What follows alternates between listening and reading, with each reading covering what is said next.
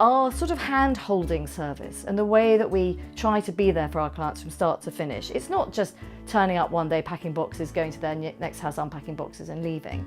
It's actually about being with them the entire way through. We're all had experience, we've all had lots of different jobs. Our different experience worked really well and how we all work together, and we're a real team and we actually care. It starts from the very first phone call, the very first meeting. We can walk them through the process of showing them houses, showing them apartments, helping them through that journey from their old home, their old life. You actually have to have real empathy with the client that's moving, and you have to understand what that client's going through.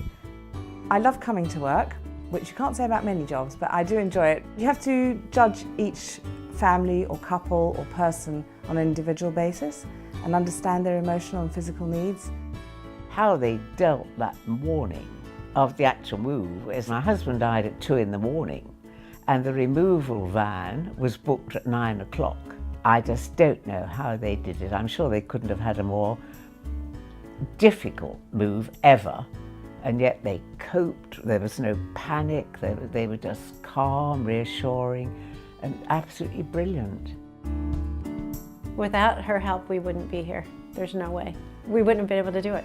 Flat out, Miriam was the #1 reason we were able to move and stay sane. The first thing that Homemover had to do was find out what was important to Jill and what was coming. The rest could be sorted out later.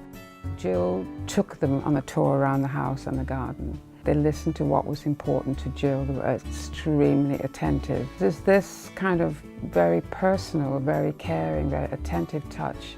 I'd like to think it's holding somebody's hand through the whole process, from meeting them to understanding why they're making a move at this time in their lives. And that takes quite a lot of time, sitting and actually talking, getting to know people. When we've moved somebody, everything fits, everything is in place, and they're not spending months surrounded by boxes, which often happens when you move. But, you know, so many old people, when they get well into their 80s, you do become invisible and you become a number. But they never made me feel I was a number. I was always Pauline, and you know, they became family friends. It was just wonderful in every way.